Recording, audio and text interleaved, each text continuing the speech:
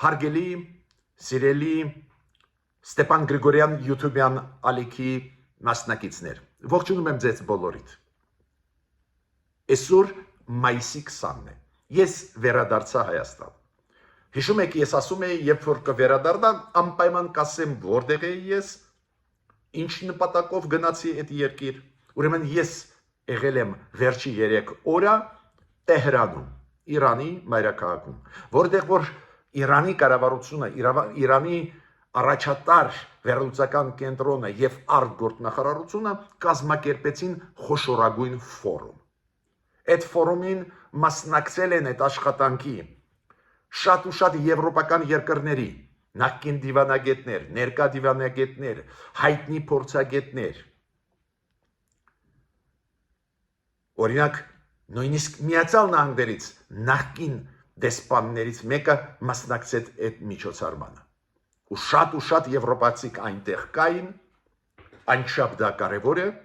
Իրանը բացվում է աշխարհի առջև, անցկացնում է մեծ ֆորումներ, ու այդ խոշորագույն ֆորումներից մեկը, որտեղ որ ելույթ ունեցավ նաև Իրանի նախագահան, նաև Իրանի արտգործնախարարը, նաև մոտավորապես 50 երկրներից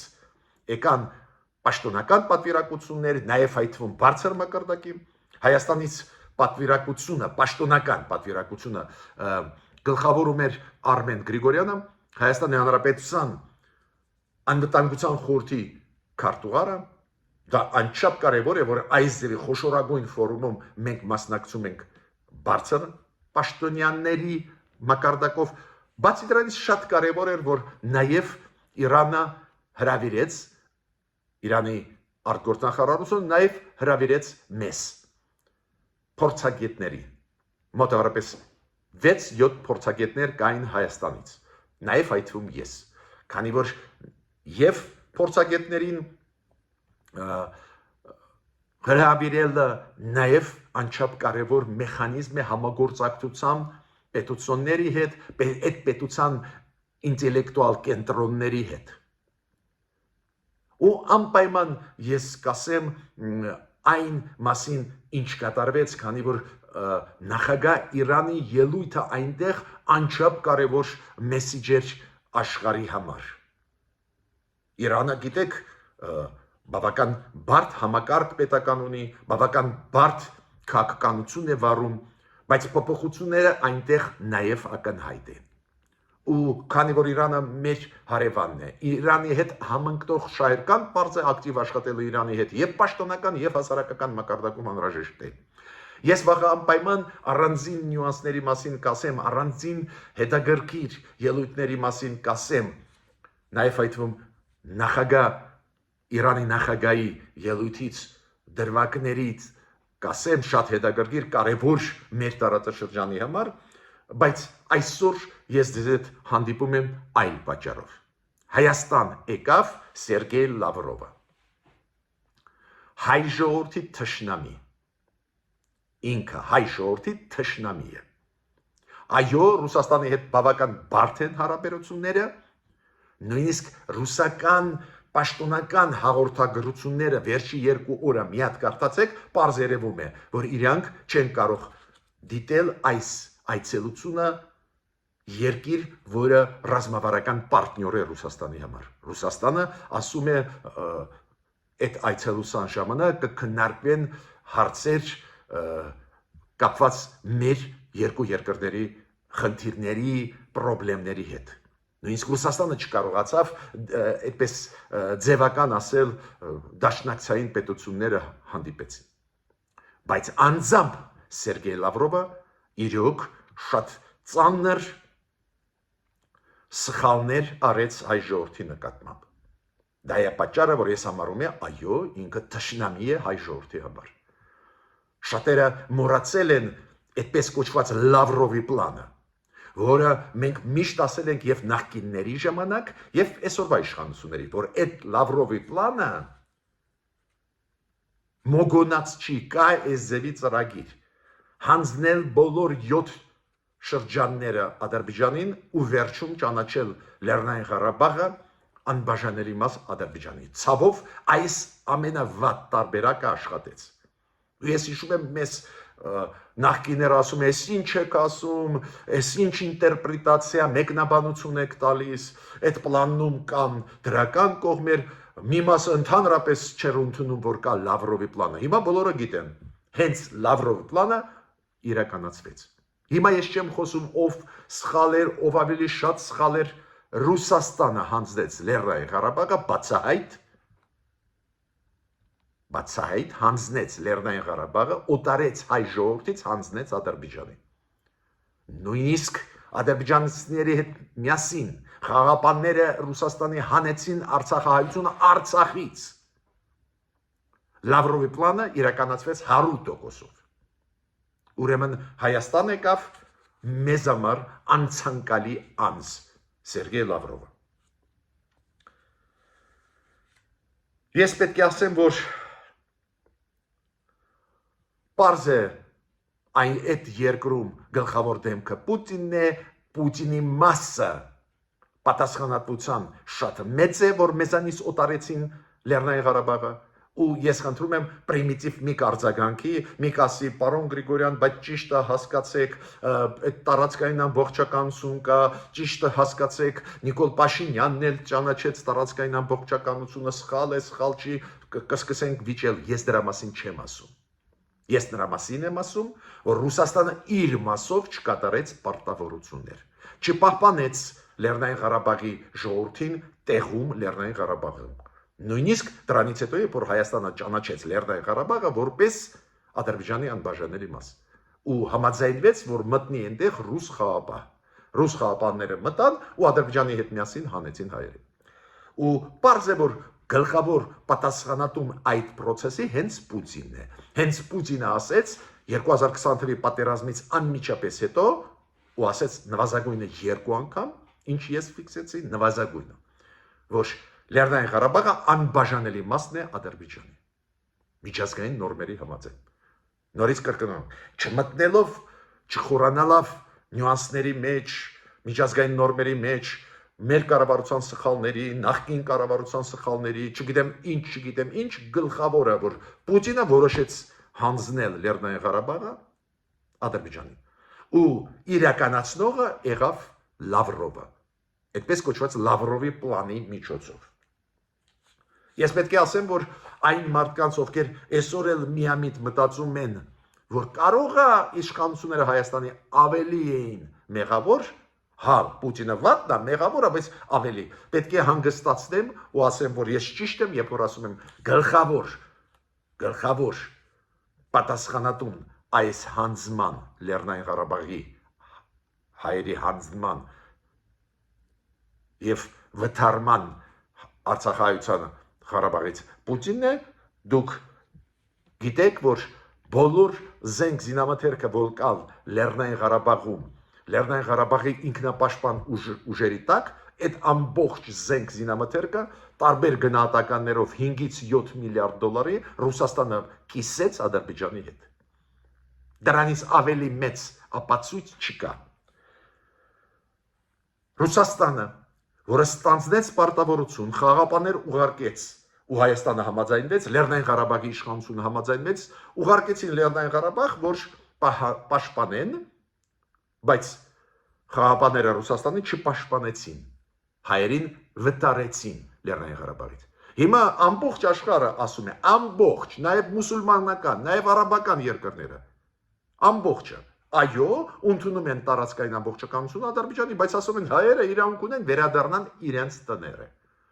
Ով չի համաձայնվում, միայն մեկը, Ռուսաստանը։ Ռուսաստանը ասում է, հողի վրա նոր իրողություն է։ Իդեպ ասեմ, այդ խոսքերը գրեթե նույն ձևով կրկնեց Ալիևը։ Կրկնեց Ալիևի գլխավոր խորհրդական արտաքին հարաբերությունների արդյունքով պարոն Հադջիևը ելույթում Տեհրանում։ Տեհրանում այդ մեծ ֆորումում նաև Գաջիևը ելույթ ունեցավ ու ասեց, «Էսա այսօր ռեալությունը, մենք հաստատեցինք խաղաղություն, մենք ստիպեցինք, որ լինի խաղաղություն, կոպիտ ասած չոքացրեցինք Հայաստանը»։ Արտահայտվում էր պարզը նուրբ, բայց եթե տեքստը կարդաք, հասկանում եք ինչի մասին է խոսքը։ Մենք բերեցինք խաղաղություն, մենք տեղը դերեցինք հայերին։ Այս հստակ ասեցինք։ նույնը ասում էր մի քանի ժամանակ առաջ նույն Սերգեյ Լավրովը, նույն Մարիա Զախարովան։ Ասում են, «Էսա ռեալությունը»։ То есть Ռուսաստանը չի ուզում հայերը վերադառնան։ Ուրեմն ես մեր կառավարությանը պետք է ասեմ, ստիպված էիք ընդունեն Սերգեյ Լավրովին, ինչքան ինքը անձնական մեզ դուր չի գալիս, բայց ինքը արտգործնախարարը Ռուսաստանի դուք ստիպված ընդունում եք, հասկացանք դա։ Ես լինեի, ես չէի ընդունի, հրաժարվեի, որ ինքը գա Հայաստան, դա վտանգ է հայ ժողովրդի համար, վտանգ է մեր անկախության համար։ Բայց մարդկայնորեն եւ որպես մարդ, որը փորձ ունի քաղաքական, հասկանում եմ, որ ընդունում եք։ Այդ դեպքում դրեք իր արժեվ հարց։ Ուր կորավ զենքը Լեռնային Ղարաբաղի հայերի, ինքնապաշտպանության ուժերի։ Ուր կորան այդ զենքերը։ Վերադարձրեք Հայաստանին։ Ինչի կիսեցիք Ադրբեջանի հետ։ Երկրորդը, ինչու չեք բարձրացնում հարց, որ հայերը վերադառնան Լեռնային Ղարաբաղ։ Հիմա պարզ է Հայաստանը պատրաստ է լուծել հարցերը, ռեսուրս չունի, Լեռնային Ղարաբաղի հայերը ծանրագույն վիճակում են, հենց օգնեք մեզ, որ Արցախայությունը վերադառնա Լեռնային Ղարաբաղ։ Դուք պատասխանատու եք, չէ՞, չեք կատարել պատասխանը ձեր պարտավորությունները նոյեմբերի 9 2020 թվի այդ պայմանագրի համաձայն, հիմա ուղեք ձեր սխալը, վերադարձրեք հայերին Լեռնային Ղարաբաղ ու ապահովեք անվտանգային հարցերը իրենց, որ Հայաստանը չմտնի այդ գործերի մեջ, հասկացաք։ Ուրեմն պահանջեք Լավրովից դա։ Զգուշացրեք Լավրովին, որ ոչ մի հույս չունենա կապանուն բացել հյուպատոսություն։ Զգուշացրեք Լավրովին, մեզ հետ չքննարկեք այդպես կոչված Զանգեզուրի միջազգի խնդիրը։ Դուք գիտեք, գլխավոր շահագրգիռ կողմը Ադրբեջանը չի այդ հարցում, Ռուսաստանն է։ Ավելի ճիշտ Ռուսաստան-Ադրբեջան շահագրգռվածություն։ Այդ որ Զանգեզուրի միջանցք պահանջում է մեզանից Ադրբեջանը, որ արտատարածքային մենք տանք ճանապարհ, այդ Ռուսաստանի հետ միասին է պահանջում։ Զգուշացնել, որ այդ հարցերը մեր առջև չդնեք։ Դա շատ կարևոր է։ Ալիևը այսօր պրես-կոնֆերանս անցկացրեց Վիկտոր Օրբանի հետ, վարչապետի հետ Հունգարիայի։ Բանակցություններից հետո դա ընդունված է, ղեկավարները դուրս են գալիս ԶԼՄ-ների առջև պրես-կոնֆերանս են տալիս։ Ու ինքը ասեց. շուտ թե ուշ Հայաստանը կհամաձայնվի այն նախապայմանների, ինքը ասեց այն պայմանների, ես ասում եմ, նախապայման է, այն պայմանների, որոնք մենք դնում ենք։ Մենք դնում ենք երկու պայման, Հայաստանը կհամաձայնի, ուզած-չուզած։ Ու ես այդ ակտիվությունը, այդ զուգահեռ process-ները պատահական չեմ համարում։ Հաջիևի ելույթը Տեհրանում 2 օր առաջ, Ալիևի ելույթը այսօր։ Հաջիևը ասում է մենք խաղաղություն հաստատեցինք, ել ինչ խաղաղության պայմանագիր։ Այդ պայմանագիրը կստորագրենք դե յուրե կֆիքսենք, բայց դե ֆակտո մենք տեղը դրեցինք Հայաստանը, ուժով լուծեցինք, այդպես էլ ասեց Գաջիևը։ Հիմա Ալիևը ասում է այս խաղաղության պայմանագիրը ուզած-չուզած ի վերջո կստորագրեն։ Այդ նոր պայմանները սահմանադրություն փոխելը, Մինսկի խմբից հրաժարվելը, ՀՀԿ-ի, այդ էլ Հայաստանը ուզած-չուզած կանի։ Ու միաժամանակ այդ խոսքերից հետո գալիս է ստեղ Լավրովը։ Դուք գիտեք, Լավրովի այցելությունը նախատեսված էր, բայց ժամանակը չէին ասում եպա։ Ու ես պատահական չեմ համարում, որ Ռոբերտ Քոչարյանի պրես-կոնֆերանսը ժուրնալիստների համար տրված ինտերվյուում հենց այսօր տպվեց։ Զուգահեռ են իրանք աշխատում մեր պրոռուսական ընդդիմությունը, Ադրբեջանը եւ Ռուսաստանը։ Պատահականություն չեն լինում այս ձևի։ Այս ինչ է, այս 2 օրը Ադրբեջանը նորից խոսում է, որ հարցերը լուծված են, խաղաղությունը հաստատված է, խաղաղության պայմանագիրը ուզած-չուզած Հայաստանը կստորագրի, չի ստորագրի ավելի վատ կլինի։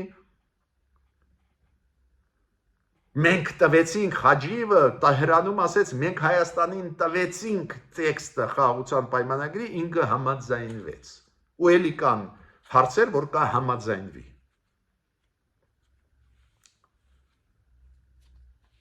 Քոչարյանի հարցազրույցի մասին վաղը պարզ է, ես մի քանի դրվագներին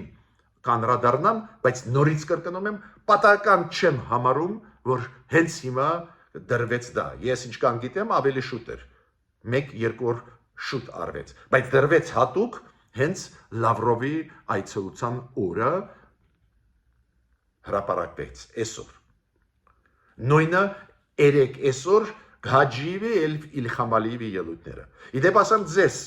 մեր կառավարությունը խաղաղության օրակարգով շարժվելով խոսում է դրա մասին, էդ էլ ուզում են խլել Նիկոլ Փաշինյանից։ Ինչ ասեց Հաջիևը Տեհրանում։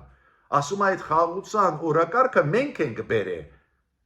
Այս ինչ են հայերը խոսում, որ իրանք են բերել։ Մենք բերեցին խաղաղության օրակարգը։ Հիմա ոնց բերեցին, ձեզ ասեմ։ Ադրբեջանում 18 տարվա դատեցին մեկ մարդու, որը շփվում էր հայ պատմաբանի հետ,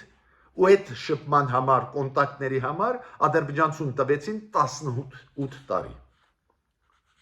Այդպես է ուզում, հա, Ադրբեջանը խաղաղություն հաստատել։ Այդպես է ուզում հանդուրժող մթնոլորտ, հա, ստեղծի։ Միայն կոնտակտ ունենալու հայ պատմաբանի հետ ադրբեջանցին տղամարդը ստացավ 18 տարի բերդ նստելու։ Հիմա մի քանի խոսք այդ պաշտոնական մամուլից ռուսական։ Ուրեմն երեք Ռուսաստանի ԱԳՆ-ն ասեց այցելությունը աշխատանքային է Սերգեյ Լավրովի Հայաստան կլինի 20-ին ու 21-ին։ Սերգեյ Լավրովը այսօր իր ինքնաթիռը իջավ Զվարթնոց օդանավակայանում ժամը 4-ին ինքը ժամանեց Երևան։ Ու ինչը այսօր ու ինչ էր ասում երեք արտգործնախարարության հաղորդումների մեջ Ռուսաստանի արտգործնախարարության հաղորդագրության մեջ ինչ էր ասվում, որ պլանավորվում են հանդիպումներ Հայաստանի արտգործնախարարի հետ, Հայաստանի նախագահի հետ, Հայաստանի վարչապետի հետ։ Ու այդ հանդիպումները արդյունք են նրան, որ Նիկոլ Փաշինյանը անցած տարի օկտեմբերի 8-ին շփվելով Պուտինի հետ համաձայնեցրեցին այս ձևի այցելության մասին եւ Միրզոյանը արտգործնախարարը Հայաստանի Սերգեյ Լավրովի հետ համաձայնեցրեցին այս այցելությունը հունվարի 21-ին, երբ որ Մոսկվայում էր Միրզոյանը։ Շատ լավ, համաձայնեցին, հիմա եկավ Լավրովը։ Ոչ բարո եկավ, բայց եկավ։ Ու ինչ է ասում արտգործնախարարությունը։ Ասում է, որ լայն սպեկտր հարցերի կքննարկվեն երկկողմ հարաբերություններին վերաբերող երկկողմ առևտրից սկսած էներգետիկայի պարզը լիքը հարցեր կան քննարկելու կքննարկվեն եւ կքննարկվեն հարցեր կապված եվրասիական ինտեգրացիոն process-ների հետ նաեւ կքննարկվեն հարցեր որ Հայաստանը կոորդինացնի իր գործողությունները Ռուսաստանի հետ քվեարկության ժամանակ միջազգային ատյաններով ՀՀԿ-ում, ՄԱԿ-ում ու հատուկ նշված է հատուկ ՄԱԿ-ի հետ կապված։ Դուք գիտեք, վերջի 2 տարիա Հայաստանը ՄԱԿ-ում փորձում է քվեարկել ինքնուրույն։ Հայաստանը օրինակ իօքուտ Ուկրաինայի բանաձևի քվեարկեց, մի անգամ իօքուտ Վրաստանի բանաձևի, մի անգամ զգուշավոր քվեարկեց, բայց փոխվեց այն, որ միշտ պրոռուսական քվեարկություն էին կանում։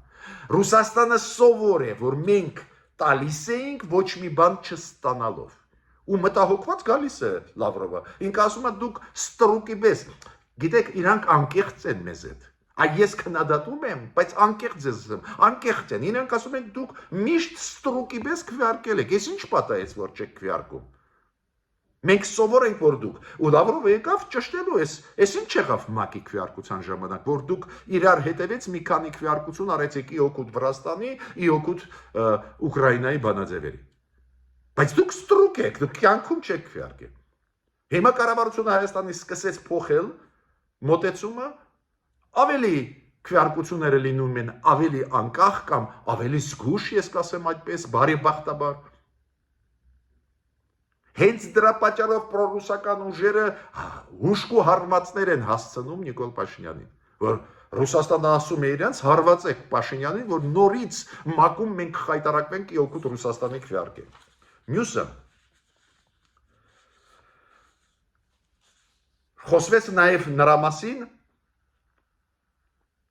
որ Սերգեյ Լավրովը մեզ հետ ուզում է քննարկի ավելի առարկայանորեն, ավելի կոնկրետ քվեարկի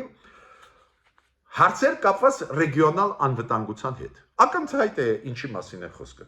Եվ հայ-ադրբեջանական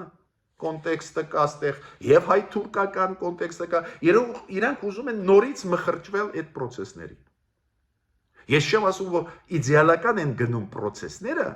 բայց իրանք նորից ուզում են մեջտեղը մտնել հայ-թուրքականում, հայ-ադրբեջանականում, որ իրանք փայը վերցնեն։ Ու ասում է անվտանգային հարցերը հարավային Կովկասում։ Որ անվտանգային հարցերը։ Ադրբեջանը մեր տարածքները գրավեց, դուք նույնիսկ մի բառ չասեցիք, որ դա ագրեսիա էր։ Ես տեսակ նույնիսկ հիմա Լեռնային Ղարաբաղի հարցից էլ չեմ խոսում։ Ուրեմն այդ հարցերը ուզում են նաև ստորագրել միջ արտգործնախարարության այդ կոնսուլտացիաները ծրագիրը հաստատեն։ Չգիտեմ ինչու են պետք իրանց հետ միջ արտգործնախարարությունների այս կոնսուլտացիաները։ Ստեղ պետք է ասեմ, որ Մարիա Զախարովան նաև այսօր ասեց այս այցելության մասին, մինչև այդ ես կարդացել եմ Ռուսաստանի արտգործնախարարությունից տրված ինֆորմացիա, ինչ նպատակով ինքը գալիս է, դուք լսեցիք, հիմա Մարիա Զախարովան ասեց, որ կլինեն առօրակարգային հարցեր, օրինակ ինքը կգնա հուշահամալիր ցեղասպանության, բայց նայեք ինչ ասում Մարիա Զախարովան։ Ինքը ասում է, հույսով ենք, որ այս այցելությունը կուժեղացնի քաղաքական երկխոսությունը պետությունների միջև եւ միջ արտգործնախարարությունների երկխոսությունը։ Ու կգտնեն կողմերը լուծումներ այն հարցերին, որոնք առաջացնում են խնդիրներ, որոնք առաջացնում են եւ կողմերի մոտ հետաքրքրություն, բայց ունեն խնդիրներ ու կգտնվեն որոշումներ այդ խնդիրների համար։ Ես ուրախ եմ, որ այս ձևի տեքստը, որ Ռուսաստանը հասկացավ, որ մենք դժգոհ ենք։ Այնուամենայնիվ չեմ հավատում իրանց անկեղծության, չեն հավատում, որ գալիս են ինչ-որ հարցեր լուծել, գալիս են հասկանալ մենք ինչ ենք անում, ուր են գնում, որ գնան, հետո Թուրքիայի ու Ադրբեջանի հետ հարվածնել պատրաստ են մեր դեմ ուղված։ Լավրովը վերադառնալուց հետո Երևանից ամսի 25-ին մայիսին ընդունում է Թուրքիայի արտգործնախարարը։ Պարզ է, ինչի է գնում Թուրքիայի արտգործնախարարը Մոսկվա ու իր հետ Լավրովի հանդիպել։ Իմանալ ստեղ Լավրովը ինչ հասկացավ, ինչ ստացավ, չստացավ։ Մյուսը ամենակարևորը ողջունում եմ այն քաղաքական ուժերին, այն հասարակական գործիչներին, ովքեր ընդունեցին տաք, շատ ջերմ փակագծերում Լավրովին։ Դուք գիտեք եւ Զվարթնոց օդանավակայից դեպի Երևան ճանապարհում մենք տեսանք մեծ պաստառներ եւ կամուրջներում Երևանի պաստառներ Պուտինի նկարով, որտեղ նաեւ գրած էր մարդասպան։ Դուք գիտեք Պուտինը ճանաչված է միջազգային քրեական դատարանով ռազմական հանցագործ, Լավրովը եւ Պուտինը տասնյակ երկրների սանկցիաների տակ են, ուղղակի միջազգային քրեական դատարանի ՄԱԿ-ի սանկցիա տակ կոնկրետ Պուտինն է, Լավրովը սանկցիաների տակ է, բայց չի ճանաչված ռազմական հանցագործ, դա է պատճառը, որ միջազգային քրեական դատարանը տվեց օրդեր ձերբակալու Պուտինին։ Օրդեր չկա Լավրովին ձերբակալել, բայց այդ է Լավրովը ծառայում է մարդասպանին։ Ու ողջունում եմ այն քաղաքական ուժերին, որոնք այս ձևի նախաձեռնությունով հանդես եկան, դիմավորում են իրան պաստառներով Լավրովի, որտեղ դեմքն է Պուտինի, նկարն է ու դիմացը կողքը գրված է մարդասպան։ Ուրեմն ուզում եմ ասել, որ Մենք պետք է զգոն լինենք, Հայաստանը պետք է ակտիվ աշխատի, մենք պետք է հասկանանք, որ պրոռուսական ուժերը ներսից մեզ թույլատնում են, որ Ադրբեջանը, Ալիևը եւ Պուտինը